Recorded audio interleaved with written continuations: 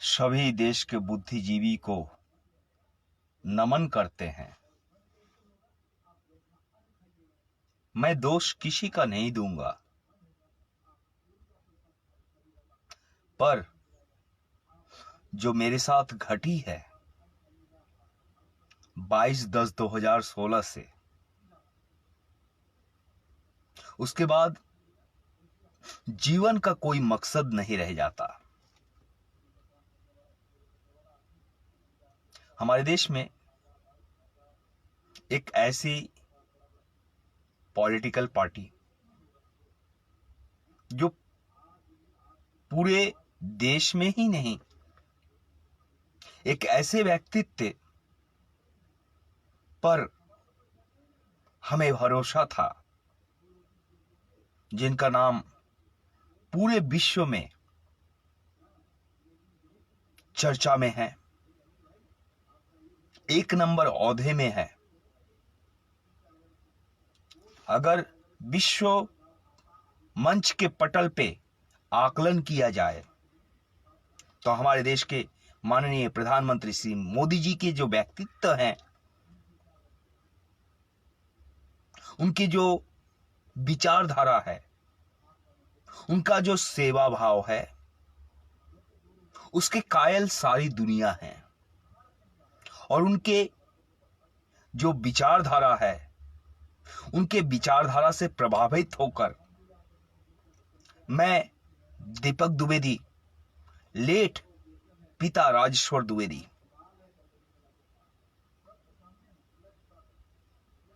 डकनी कटा निवासी, डकनी कटा सिलीगुड़ी दार्जिलिंग जिला निवासी, मैंने भारतीय जनता पार्टी की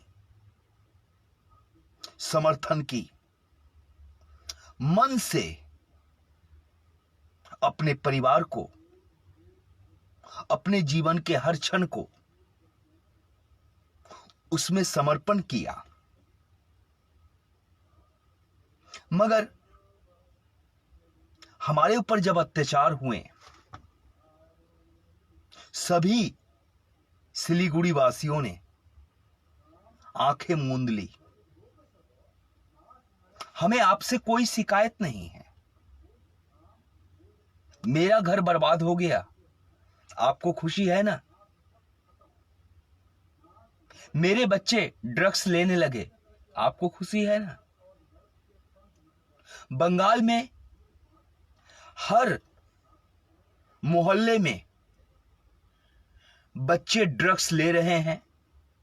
बंगाल के हर पान के दुकान में ड्रग्स लेने के लिए, हीरोइन लेने के लिए पाइप बिकते हैं, रांगता पेपर बिकते हैं। आप खुश है ना? हमें तो ये दुख है जो हमने अपने सर्वस्व निछावर कर दिया अपने समाज के लिए, अपने देश में एक विचारधारा को जन्म देने के लिए। मगर आज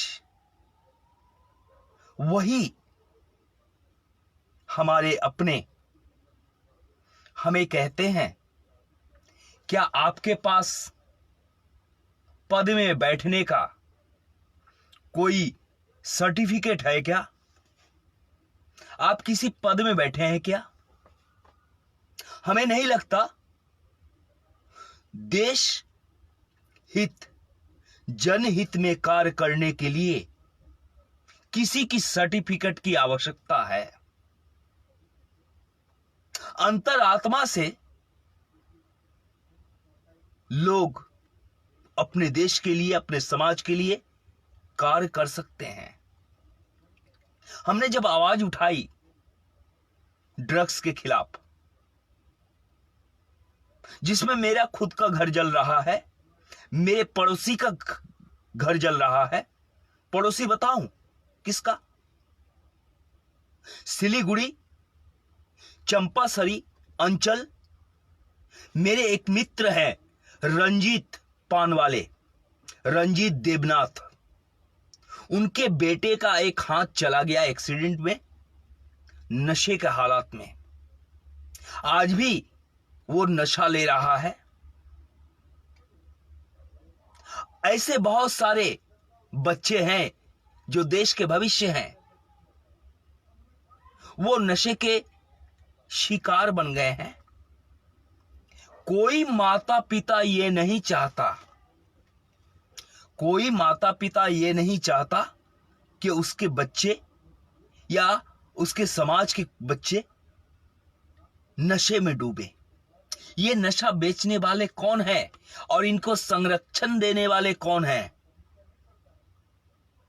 हमारे ही समाज के चंद लोग।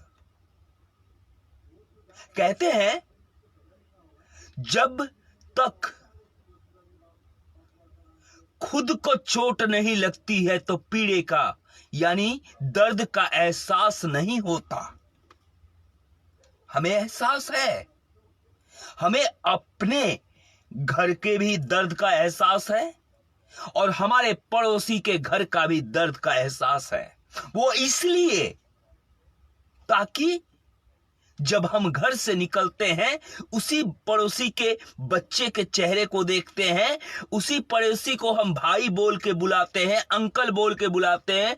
कोई महिला होती है तो भाभी बोलते हैं, बहन बोलते हैं, आंटी बोलते हैं, बुजुर्ग होती है तो दादी भी बोलते हैं।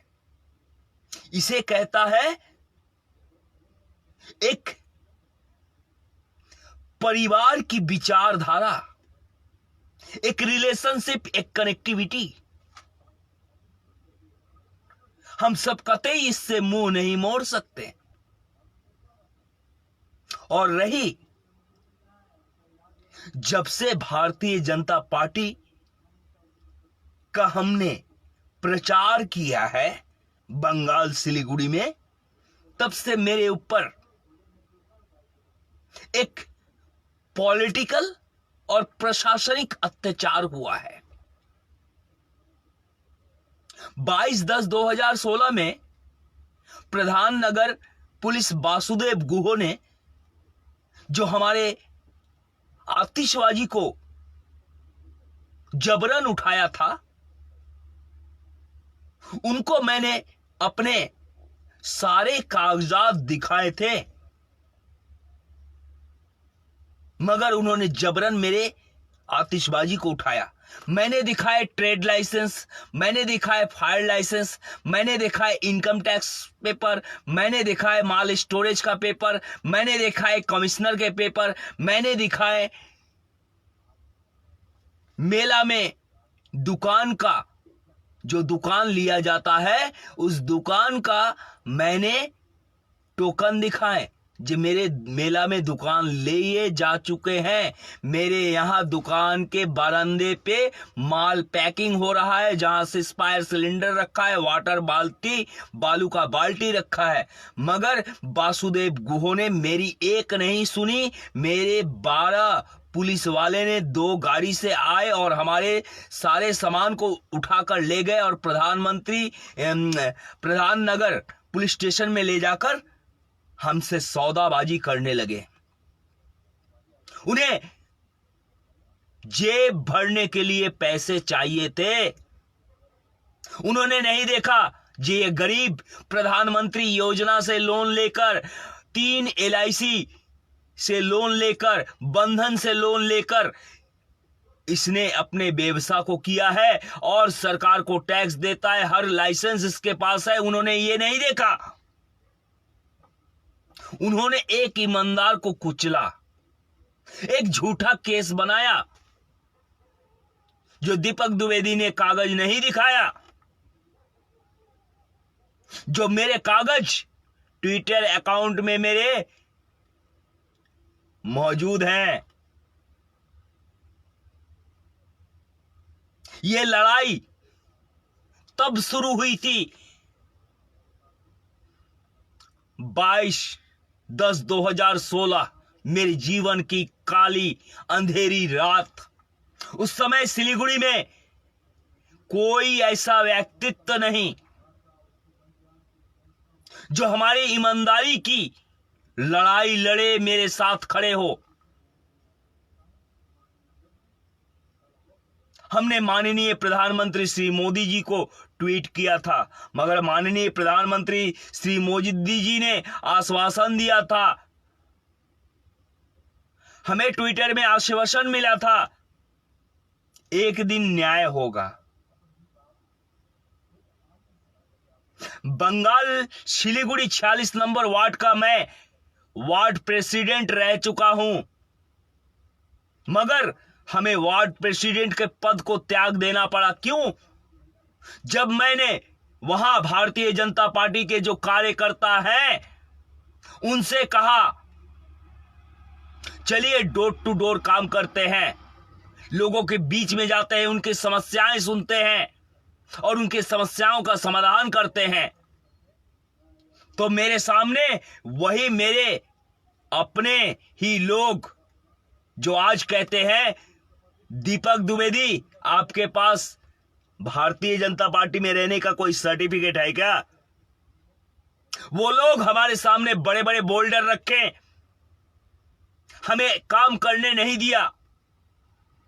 एक अकेला व्यक्ति door to door 46 number ward में 23 बूथ है, वो 23 बूथ में कैसे काम करेगा?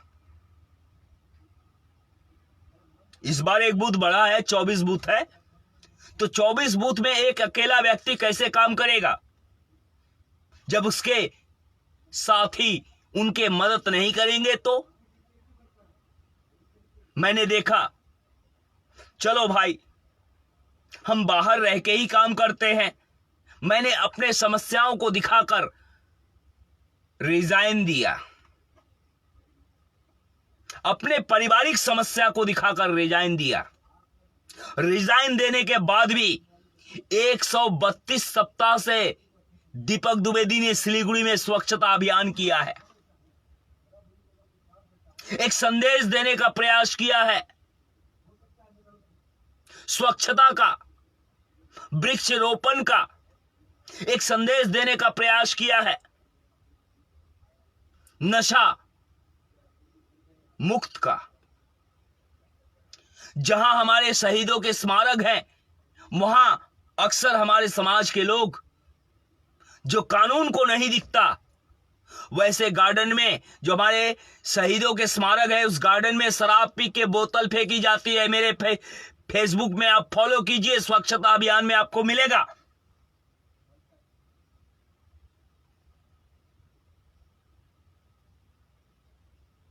मित्रों, इंसान का ये जो मानव जीवन है, 1,84,000 कोटि योनि के बाद मानव जीवन प्राप्त होता है, और इस जीवन में अगर आप अपने समाज के लिए, अपने बच्चों के लिए कुछ न कर सके तो जीवन व्यर्थ है। मेरे खुद के घर जल रहे हैं, आपको पता होना चाहिए। Bengal Siliguri fruit supply department 3 ration card, मेरे पिताजी टेलीफोन डिपार्टमेंट के हेडलाइनमैन थे, 3 राशन कार्ड रहते हुए भी कोरोना वैश्विक महामारी में एक निवाला चावल का दाना नहीं दिया। हमने लोगों के लिए, लोगों के घर से जुड़े लोगों की पीड़ा को जब समाज तक, बुद्धिजीवियों तक पहुंचाया, तब समाज के वो लोग जो बड़े बड़े संस्थाओं में बैठते हैं, उन्होंने हमें फोन किया, बुलाया, और हमने लोगों की मदद की। अपने गाड़ी का पेट्रोल जलाकर गया, लोग वहां से राशन लिया और लोगों के घर में अनाज पहुंचाए, मगर किसी का छवि यानी ये चेहरा किसी का नहीं दिखाया फेसबुक में, क्योंकि जिसको हम दे रहे हैं उनका सम्मान से खेलने का अधिकार हमें कतई नहीं है। यह है एक अच्छी मानसिकता और अच्छी विचारधारा। और आज दीदी, जब कोरोना वैश्विक महामारी में हमें कोई एक निवाला चावल का नहीं दाना मिला, तो हमें भी तो जीवित रहना है। हमारे भी पेट है, हमारे भी परिवार है, बच्चे हैं। एक कट्ठा जमीन बेचकर हमने अपने परिवार का भूख मिटाया और एक स्विफ्ट डिजायर टैक्सी गाड़ी खरीदी। वो टैक्सी गाड़ी चलाकर मैं अपने परिवार का पालन पोषण कर रहा था।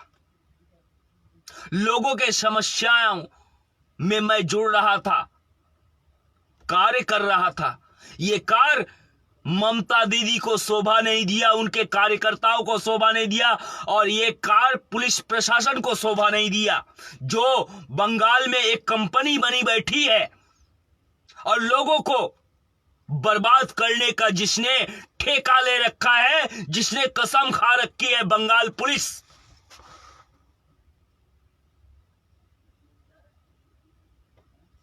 मैं दीपक द्विवेदी, लेट पिता राजेश्वर द्विवेदी, डकनी कटा सिलीगुड़ी निवासी।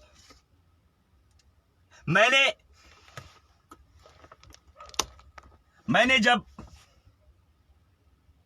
27 फरवरी 2021 बागडोगरा एक बीएसएफ पर्सन को मालदा होटल में ले जाकर ड्रॉप किया, क्योंकि उनके रिश्तेदार की शादी थी, और फिर वहां से मैं वापस आया। वापस आने के बाद मेरे सप्ताह में 2 घंटा श्रमदान होते हैं प्रत्येक रविवार को, और स्वच्छता अभियान किया जाता है 132 सप्ताह से। उस समय हम 2 रात के जगे हुए थे। रातों में मैंने गाड़ी चलाई थी और सुबह हमें फोन आता है, दीपक द्विवेदी जी, समन नगर भारतीय जनता पार्टी की मीटिंग है, वहां मंच बन रहे हैं, वहां स्वच्छता अभियान करना है। मैं वहां गया, स्वच्छता अभियान किया। दिन था 3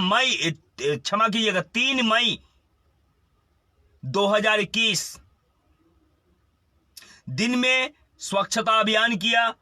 48 घंटा से जगा हुआ व्यक्ति, जो 48 घंटा सो नहीं पाया, वो व्यक्ति जाकर दिन में स्वच्छता अभियान करता है। 3 मार्च 2021 समन नगर नया ब्रिज के निकट सिलीगुड़ी, वहां मंच बना था, वहां स्वच्छता अभियान करता है। स्वच्छता अभियान करने के बाद मेरे वो व्यक्ति जो बीएसएफ पर्सन को बागडोगरा से हम ले जाकर मालदा रखकर आए थे, उनका फोन आता है, दीपक जी आपको 4 तारीख मालदा 12 बजे हमें होटल में पहुंचना है, वहां से आप सिलीगुड़ी हमें लेकर आइएगा। तो मैंने कहा ठीक है, और वहां मैं जो मीटिंग में बैठा था, उस मीटिंग से मैं उठकर वहां से उनका फोन रिसीव करके मैंने बोला ठीक है, मैं अभी निकलता हूं, कल मैं 12 बजे आपके पास पहुंचूंगा और वहां आपसे लेकर आऊंगा आपको। मुझे वहां मीटिंग छोड़कर अपनी गाड़ी लेके निकलनी थी। मैं निकला और जाकर जंक्शन से पैसेंजर को बैठाया। मैं बोला मालदा तक गाड़ी खाली लेकर जाऊंगा, ऐसे ही कोरोना वैश्विक महामारी है, भाड़ा बहुत मुश्किल से मिलता है, कुछ पैसेंजर बैठा के ले जाते हैं। तो 3 पैसेंजर मिले रायगंज के, 3 पैसेंजर मिले रायगंज के, 2 महिला और 1 पुरुष जो सिक्किम में ठेकेदारी का काम करता है। और लास्ट में एक व्यक्ति स्टेट बस से उतरा, वो उतर के मेरे गाड़ी में आया, कहा मैं मालदा जाऊंगा। तो किसी भी पैसेंजर का सामान को चेक करने का ऑथराइज एक ड्राइवर को नहीं है। मेरा गाड़ी स्विफ्ट डिजायर टैक्सी थी और किसी पैसेंजर का सामान को चेक करने का अधिकार किसी ड्राइवर को नहीं है। अगर ड्राइवर चेक करता है तो वही पैसेंजर उसी समय पुलिस को बुलाएगा, बोलेगा ये ड्राइवर मेरा रुपया पैसा देखकर हमें गाड़ी में बैठा रहा है, पता नहीं रास्ते में कौन से गुंडे हैं, ये हमें लूटना चाहता है। तो एक ड्राइवर क्या करे, उसका अधिकार नहीं बनता जो किसी भी पैसेंजर के सामान का चेक करे। जो व्यक्ति लास्ट में आके बैठा था बस से, उसके पास 5 किलो 300 ग्राम गांजा था, हमें पता नहीं। जब रायगंज 2 महिला को मैंने उनके घरों पे छोड़ा और एक जो सिक्किम से आए हुए जो व्यक्ति थे उनको उनके घर पे छोड़ा रायगंज में। घर के छोड़ने के बाद मैं रायगंज से जब गाड़ी लेके आगे बढ़ा, मेरे पास बच चुका था एक व्यक्ति, एक पैसेंजर, लास्ट पैसेंजर जो मालदा जाने वाला था। तो रास्ते में चलते चलते अचानक मेरी आंख लग गई। रनिंग गाड़ी में अगर किसी ड्राइवर की आंख लगती है तो ड्राइवर कतई गाड़ी नहीं चलाता। मैं रोड के किनारे, हाईवे के किनारे गाड़ी साइड करके पैसेंजर से कहा मैं आधी घंटा 1 घंटा रेस्ट करना चाहता हूं। मैं अपने गाड़ी का स्लीपिंग सीट डाउन करके मैं गाड़ी में सो गया। पीछे से पुलिस आई कुछ देर बाद, आकर कहती है क्या है खोलो। मैंने खोला, मैंने बोला सर हम मालदा जा रहे हैं हमारे BSF पर्सन को लाने के लिए। उन्होंने हमें मालदा होटल में बुलाया है और ये एक पैसेंजर है, इनको चेकिंग करो। तो चेकिंग करो तो उनके बैग को जब चेकिंग किया गया तो थोड़े से गांजा उसमें मिले। तो मैंने पुलिस से कहा जे इनका एक अटैची और है जो पीछे रखा हुआ है, आप उसे देखें। पुलिस ने देखा, उसमें 5 किलो 300 गांजा मिला। जबकि वो पैसेंजर खुद ब खुद पुलिस को ये कहने लगा ये अंकल का कोई दोष नहीं है, ये अंकल के गाड़ी में हम पैसेंजर के रूप से बैठे हैं, हमें 300 रुपए में भाड़ा की बात हुई है और 3 पैसेंजर ये उतार के आ रहे हैं रायगंज से। मैंने अपने स्वच्छता अभियान के 121 सप्ताह के स्वच्छता अभियान के फाइल दिखाए, मगर पुलिस वाले ने मेरी एक नहीं सुनी और उठा के हमें थाने ले गए और तुरंत मेरे हाथ से मोबाइल ले लिया। पुलिस वाले ने कहा 2 लाख रुपया दो तो तुम्हें केस का पार्टनर नहीं बनाऊंगा। यह है बंगाल पुलिस। उन्हें 2 लाख रुपए चाहिए। जिस समय वो व्यक्ति जिसका माल था वो कह रहा था ये मेरा माल है, इनका कोई दोस्त नहीं है। और मैंने अपने स्वच्छता अभियान के पेपर को दिखाए, जो हमने स्वच्छता अभियान करते हैं। ये देखिए, मैंने पेपर में दिखा रहा हूं आपको। ये हमारे भारत माता को समर्पित स्वच्छता अभियान के किए गए कार्य हैं। मैं और दिखा रहा हूं आपको। भारत माता को समर्पित स्वच्छता अभियान बड़े से बड़ा कार्य किया है सिलीगुड़ी में। मैंने ये सारे दस्तावेज दिखाए तो भी वो पुलिस अफसर 2 लाख रुपए की डिमांड करते हैं। अगर 2 लाख रुपए आप देते हैं तो आपको छोड़ दिया जाएगा, नहीं तो केस का पार्टनर बनाया जाएगा। मित्रों, आप सोच सकते हैं प्रशासन एक कॉमर्शियल गाड़ी ड्राइवर जो टैक्सी चालक है उससे 2 लाख की रिश्वत मांगती है। अगर आप नहीं देते हैं तो आपके ऊपर केस बनाया जाएगा, आपको जेल भेजा जाएगा। मैं पैसा नहीं दे पाया मेरे पास पैसे नहीं थे, मुझे जेल भेज दिया गया। 39 दिन मैं रायगंज जेल में रहा। तब तक जब तक रायगंज जेल में था, मेरे बेल में 45,000 रुपए खर्च हो गए। जो प्रत्येक रविवार स्वच्छता अभियान करने वाला दीपक द्विवेदी, प्रत्येक रविवार लाइव प्रोग्राम करने वाला दीपक द्विवेदी, सिलीगुड़ी के जितने भी भारतीय जनता पार्टी के सेवक हैं, किसी के नजर में नहीं आए। मेरे परिवार ने, जब मैं जेल में था उस समय एक महिला ने बहुत तकलीफ कर मेरी जमानत की और स्वच्छता अभियान के कार्यभार को संभाला। उसके भी लाइव हैं, उसके भी लेखा जोखा है। मगर जज साहब ने हमें 15 दिन में इटाहार थाने में जाकर हाजिरा देने का संदेश जारी कर दिया। वो पेपर्स मैं आपको दिखाता हूं, वो भी पेपर्स मैं आपको दिखाता हूं। मैं एक तड़ी पार क्रिमिनल हूं। ये क्रिमिनल का सर्टिफिकेट ममता सरकार दीदी की कंपनी ने लगाया है। देश में एक ईमानदार को जीने का कोई जगह नहीं।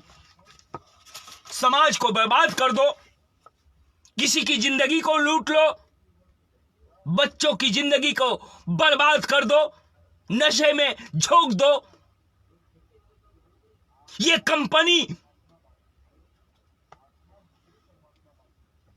चोरों की दलाल बन चुकी है, चोरों की दलाल।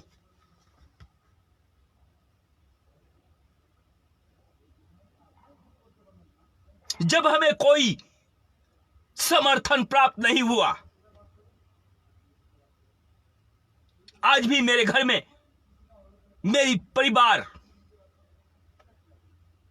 अपनी वेदना में जी रही है। मेरे बच्चे को, उसके मानसिकता में ये बात बैठ चुकी है। मेरा बेटा मुझसे कहता है, पिताजी आपको ईमानदारी ने आपको क्या दिया, देशभक्ति ने आपको क्या दिया। इसीलिए आज मैंने ये तगड़ी लाइफ की है, जो आप लोग सुने देखे।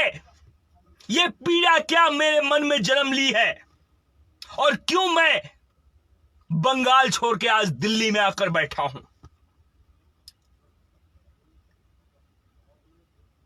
अब हमें जीने की इच्छा नहीं है। वो इसलिए नहीं है क्योंकि न्याय देश में कतई नहीं है।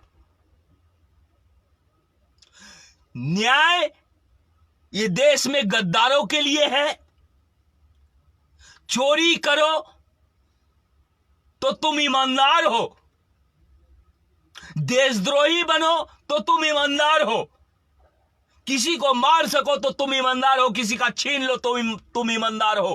किसी को रोटी देने वाला, किसी को जिंदगी देने वाला, नशे के ऊपर बात करने वाला, समाज में स्वच्छता फैलाने वाला, वृक्षारोपण करने वाला, लोगों के हर तकलीफ में उसका साथ देने वाला देश का गद्दार हो सकता है, वो देश का वफादार हो ही नहीं सकता।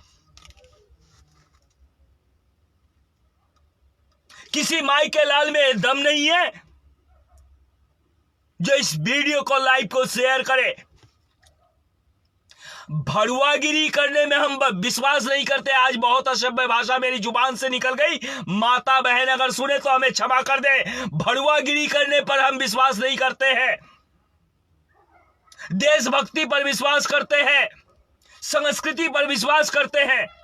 और ये लास्ट जो जगह है जिस पर हमें अभिमान है, जो हमारे शहीदों का सम्मान है, देश का पार्लियामेंट, देश की सुप्रीम कोर्ट, देश का माननीय प्रधानमंत्री और राष्ट्रपति जी के पास ज्ञापन देने के लिए आए हैं। हमें इच्छा मृत्यु दे दीजिए, भारतवर्ष में, इस प्लानेट में हमें जीने का अधिकार नहीं, क्योंकि यहां ईमानदार की कोई सुनवाई नहीं होती और देशभक्त, देश प्रेमी अब किताबों में अंकित मिलेंगे।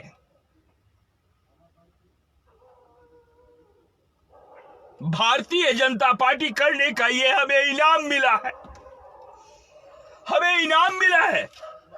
हमारे परिवार, हमारे बच्चे को बर्बाद कर दिया और कितने लाखों करोड़ों बच्चे बर्बाद हो रहे हैं, जिसका आप कल्पना भी नहीं कर सकते। इस देश को बर्बाद करना है, समाज को बर्बाद करना है, तो 3 चीज को ओपन कर देना होगा: नशा, हवस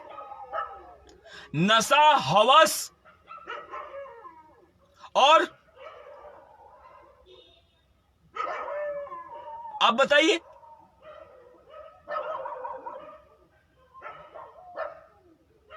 आप बताइए। पहला नशा, दूसरा हवस और तीसरा जुआ।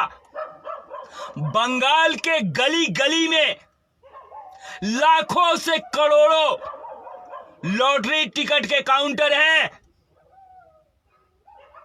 एक रिक्शा वाला जो रिक्शा चलाता है वो भी जाकर लॉटरी के काउंटर में जाकर टिकट लेता है, मगर उसके पैसे अगर 200 रुपए कमा के जा रहा हो तो 50 रुपए 60 रुपए पानी में चले जाते हैं। उसके परिवार में उनके बच्चों को नहीं मिलता। मित्रों, बंगाल की पुलिस एक भ्रष्ट तंत्र के साथ खड़ी है और ममता दीदी पूरे बंगाल को, सिलीगुड़ी में तो एक मिनी पाकिस्तान हो गया है, पाकिस्तान मोड़ का एक जगह है जहां ड्रग्स बिकते हैं। मालदा, कालिया चौक, क्यों वहां इतने बड़े घटना हुए? क्या है मालदा में? मालदा में क्या है? मालदा ड्रग्स का जन्मदाता है।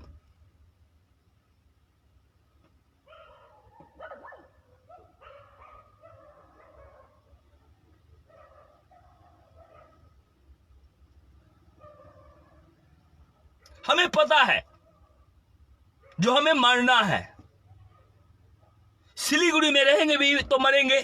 ये जो देश के कैंसर है ये हमें जीने नहीं देंगे, ममता दीदी जीने नहीं देंगे, इनके जो दोगले कार्यकर्ता है ये जीने नहीं देंगे, भ्रष्ट प्रशासन हमें पैरों तले रोनती रहेगी। तो इस मौत से इस जिंदगी से बदतर हम मौत को चुनते हैं और उसको चुनने के लिए हमारे देश के प्रधान सेवक और राष्ट्रपति जी के चरणों में आए हैं, क्योंकि अब जागना पड़ेगा। बंगाल को बर्बाद करने के लिए ये सारे कंपनी, सरकार, दीदी की सरकार एक हो चुकी है और लोगों को मसलती है जो देश में अच्छे काम करते हैं, समाज में अच्छे काम करते हैं। मेरे पास ये आप देख रहे हैं फाइल, ये बड़े बड़े फाइल है स्वच्छता अभियान के, इनमें लोगों के सिग्नेचर हैं, उनके कांटेक्ट नंबर है जिन्होंने हमारे स्वच्छता अभियान, भारत माता को समर्पित स्वच्छता अभियान में कार्य किए हैं। हमने सुना है लिखता के सामने कोई बक्ता नहीं चलता, इसीलिए भारत माता को समर्पित स्वच्छता अभियान का जन्म हुआ था 11 नवंबर 2018 को, और तब से प्रत्येक रविवार जो स्वच्छता अभियान के कार्य किए गए हैं, दीपक द्विवेदी के फेसबुक में लाइव किया हुआ है। उसका लेखा जोखा मेरे पास दस्तावेज मौजूद हैं। फिर भी दीपक द्विवेदी ने कुछ नहीं किया, माननीय गणेश शर्मा जी ने कुछ नहीं किया, 72 साल के बुजुर्ग राजकुमार सिंह जी ने कुछ नहीं किया। 72 साल के बुजुर्ग रोड में खड्डे भरते हैं, रोड में बालू लाते हैं, गिट्टी लाते हैं, खड्डे भरते हैं, रास्ते में सड़क को झाड़ू लगाते हैं, समाज को संदेश देते हैं। रंजीत विश्वास समन नगर के, वो भी हमारे साथ स्वच्छता अभियान करते हैं। इन लोगों का कोई मोल नहीं, महत्व नहीं। ये भारतीय जनता पार्टी के लोग नहीं है, ये देशभक्त नहीं है, ये देश के गद्दार है।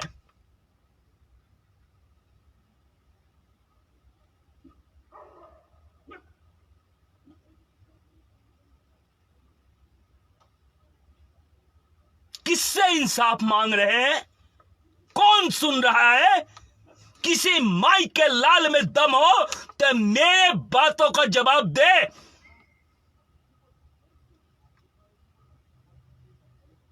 है कोई जवाब?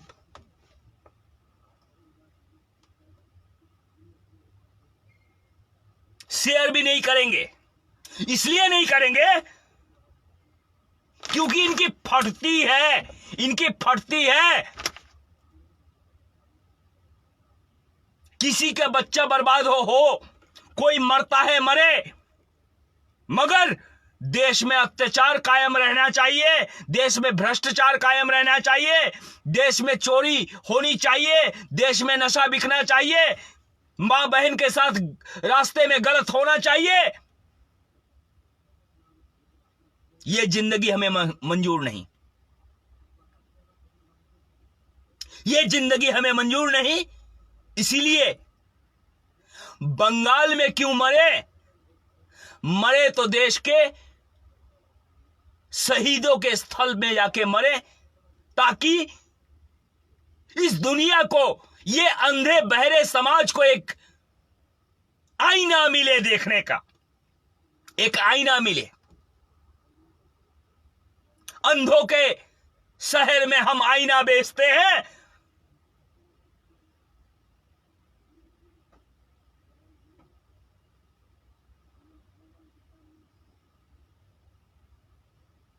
किसे सुना रहे हैं? कौन सुन रहा?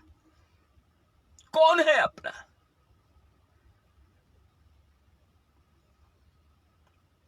ये दर्द एक दिन घर घर में जन्म लेगा, और ये सवाल दीपक द्विवेदी का एक दिन सब अपने अंतरात्मा में टटोल कर